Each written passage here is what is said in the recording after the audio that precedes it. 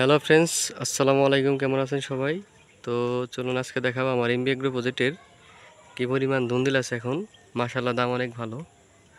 চলুন আপনাদের আজকে তাই দেখাই। এই দেখতে পাচ্ছেন, মাশাআল্লাহ ধুন্দুলগুলো অনেক সুন্দর হয়েছে। এই যে এখান দিয়ে অনেক পরিমাণ আছে। এইগুলো পোকা নষ্ট করে ফেলতেছে, এইগুলো ফেলে দেওয়া লাগে। আর যখনই ধুন্দুল ছোট ছোট হয়ে বের হবে, ধুন্দুলগুলো উপর থেকে নিচে নামিয়ে দেওয়া লাগে, যাতে ধুন্দুলগুলো সুন্দর হবে। এই যেগুলো এইভাবে নিচে নামাই দিতে হয়। দেখতে পাচ্ছেন, মাশাআল্লাহ এখন অনেক ধুন্দুল আছে, ভাবো অনেক ভালো। আলহামদুলিল্লাহ, শুক্রিয়া আদায় করি। অনেক খুশি। দেখতে পাচ্ছি এখান দিয়ে এই যে প্রচুর ধুন্দুল আছে। এই যে এখান দিয়ে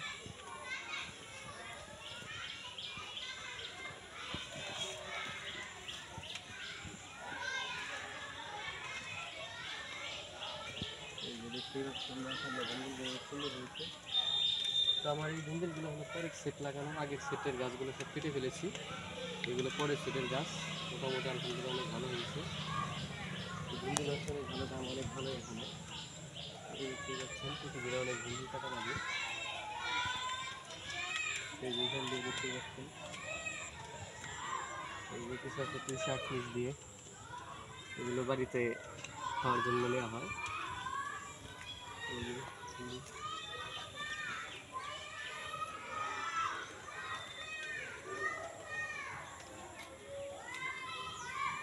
দেখতে পাচ্ছেন, মাশাআল্লাহ একটা ধুন্দুলের সাইজ কি প্রায় 1 হাত, বলতে গেলেই 1 হাত।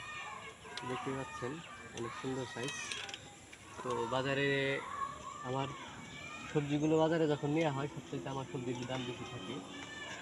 কারণ আমার সবজিগুলো দেখতে সবচেয়ে সুন্দর, সবুজ এবং কি কোন রোগমুক্ত ছাড়া। আর সর্বোচ্চ বাজারে ভালো দাম আমারটাই যায়।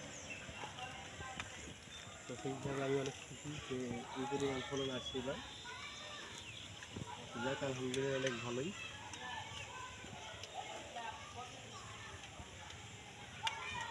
কত এসে রাখুন, কত 1 মিনিট 13 সেকেন্ড। এই যে দেখতে পাচ্ছেন, যেগুলো পরিচর্যা করতে হয় এইভাবে, মানে ধুন্দুলগুলো নামিয়ে দেওয়া লাগে। যাই হোক, মাশাআল্লাহ খুবই খুশি।